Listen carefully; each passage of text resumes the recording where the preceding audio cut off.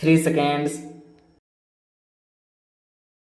I read yesterday that my friend and old colleague Jay Prakash Narayan has said recently that I should help I forget his words in establishing or in developing a strong opposition to the Congress. This is a very strange request. I believe completely in any government what it might be having a stout critics, having an opposition to face. Without criticism, people and governments become complacent.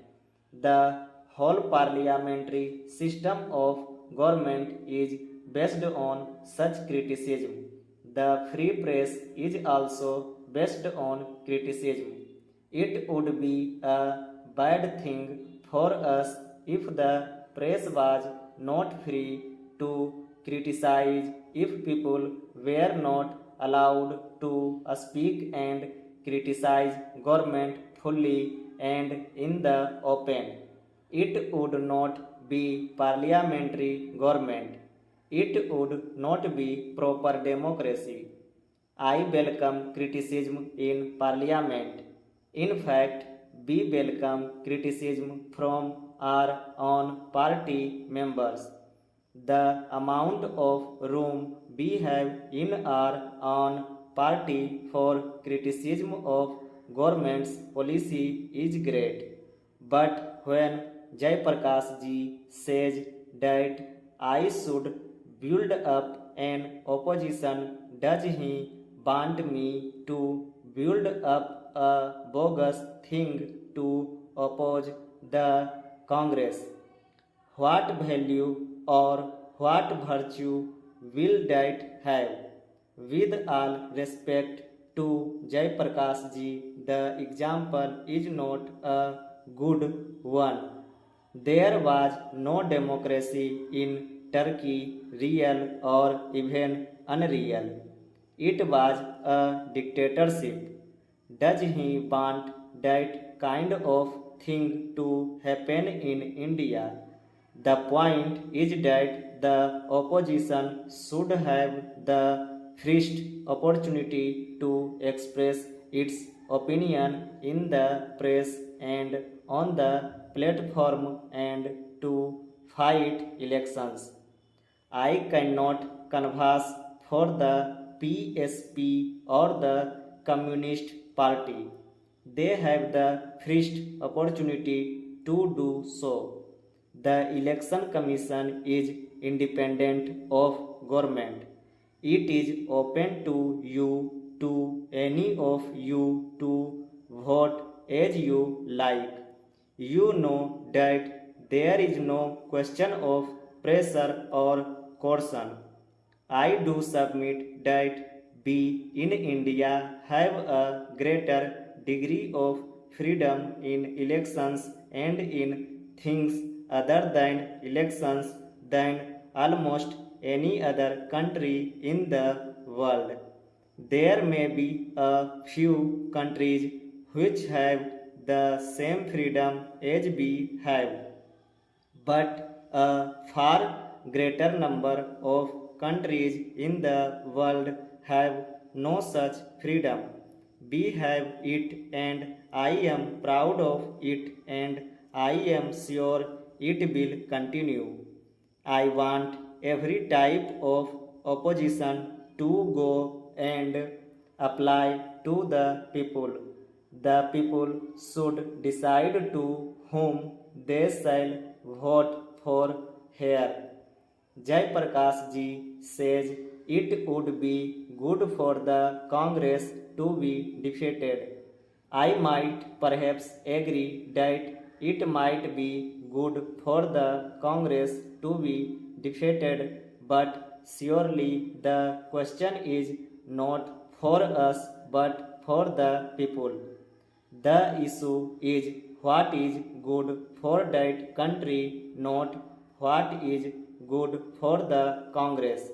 Our friends like Jai Prakash ji have got so entangled in their dislike of the Congress that they have forgotten such a things as India and the good of India. It is my belief that if by any mischance the Congress was defeated, it would be very bad for India. I do not say that congressmen are better people than others. There are good men in other organizations. There are patriots in other organizations. It is not a question of personal friendship, it is a question of the national good. Supposed in parliament, instead of the strong Congress party, we had a dozen or 20 small groups with nobody in a majority. What would happen? There would be no stable government and each little group would intrigue with the other. There would be offers of ministerships for people who gave up a party to join another. That is what inevitably happens when there are all kinds of parties with none having a majority.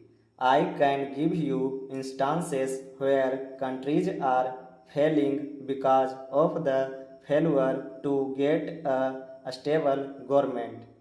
At a time when we talk of the second 5-year plan, when the energy of the nation should be put into development, when we have Pakistan shouting itself hoarse about jihad and war, are we to experiment with numerous odd groups? It surprises me and amazes me that a person of good sense should suggest something which totally ignores the facts of life in India today. The facts of life are these that we have to fight a tremendous opposition in India, not any political party, but our own failings, our own liability to go wrong, our disruptive tendencies, our communalism, our provincialism, our casteism, our readiness even to break into violence, and so many other things. Our history shows that we are very prone to disruptive, separative tendencies. And if British rule in India did a good thing, it was to make us united in our fight. But really, the first effective mass scale attempt to build up this unity was by Gandhiji under and within the Congress. It brought results, and yet you see how soon such unity goes to pieces. Take the question of a state's reorganization. Whether the decision was right or wrong, is it not fantastic for people to commit violence for that?